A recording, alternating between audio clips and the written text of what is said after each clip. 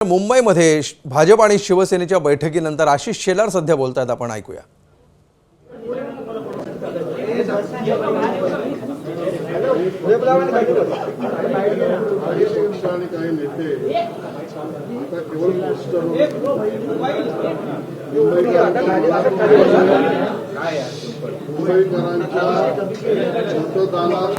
प्रक्रियेत उतरले आणि केवळ पोस्टरवर काही नेते आणि काही पक्ष राहिले ते लपून लबाडीने पोस्टर लावून जनतेमध्ये भ्रम पसरवण्याचा प्रयत्न. आम्ही बघितलं काही बातम्या पोस्टर्स लावलेल्याच्या. या पोस्टरवरून स्वतःच्या पराभवाचे नांदीच ते देत आहेत. कारण मुंबईच्या विकासाचा, मुंबईकरांच्या स्वप्नाचा आणि मुंबईत राहणाऱ्या मराठी माणसाच्या हक्काचा ही विचार त्यांच्या पोस्टरवर राहिलेला नाही.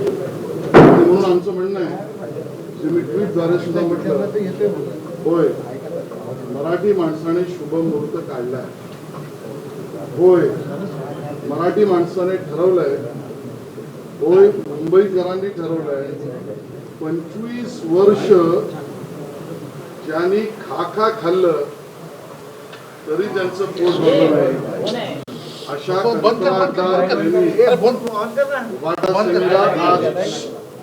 उद्या जे त्यांच्याबरोबर जातील त्यांना सगळ्यांना पराभूत करण्याची मानसिकता आणि निर्णय हा मराठी माणसाने, मुंबईकरांनी ठरवलाय.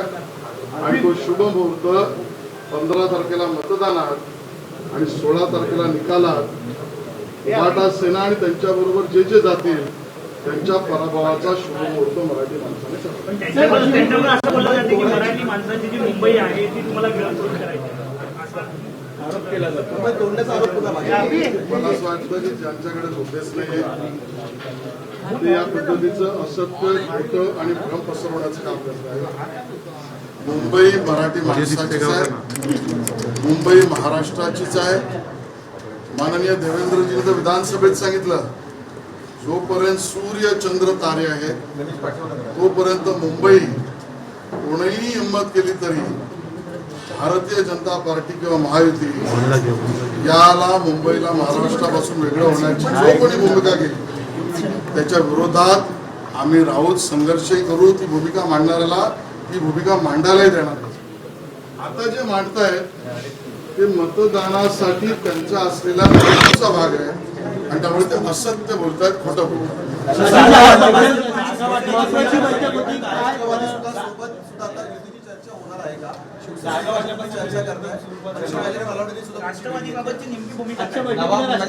भारतीय जनता पक्षाची भूमिका आमच्या वरिष्ठांना आम्ही सांगितली. आमचे अध्यक्ष अमित साठे बोलले.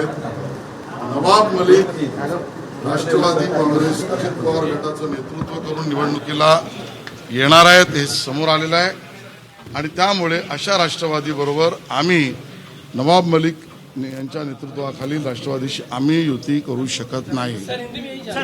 आणि शिवाजीराव नलावडे हे त्यांचे कार्याध्यक्ष मला भेटले, त्यांनाही आम्ही हेच सांगितलेलं आहे. सर, एकनाथ शिंदेच्या शिवसेनेकडून 125 जागा आहेत त्या मागितल्या जात आहेत. काय नेमकी जागा संदर्भामध्ये चर्चा झालेली आहे? होय, आमचं ठरलंय, आमचा फॉर्म्युला पण ठरलाय आणि आमचा आकडा पण ठरलाय. 150+ एवढ्या महानगरपालिकेत महायुतीत नगरसेवक निवडून आणणे हा आमचा आकडा, हा आमचा फॉर्म्युला, हा आमचा निर्णय. आज आम्ही चर्चा केली आहे. दोघेही मिळून RPI सहित आणि त्यांचेही मित्रपक्ष आहेत कवाडेजी आणि अन्य आमचे सहकारी यांच्या सहित कोणी कुठे लढल्यावर 150+ आम्ही जाऊ. तो आकडा ठरवण्यासाठीच्या अभ्यासाची आज बैठक झाली. 1-2 दिवसात परत बसून दोन्ही पक्ष नेमक्या किती जागा लढतील आम्ही ठरवू.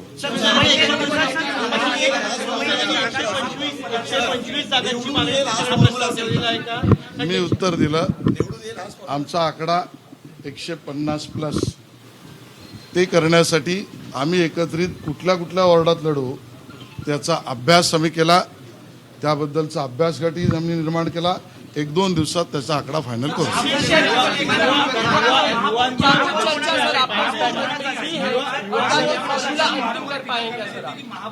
महापौर असणार आणि त्याबद्दल वारंवार भूमिका घेतली जाते.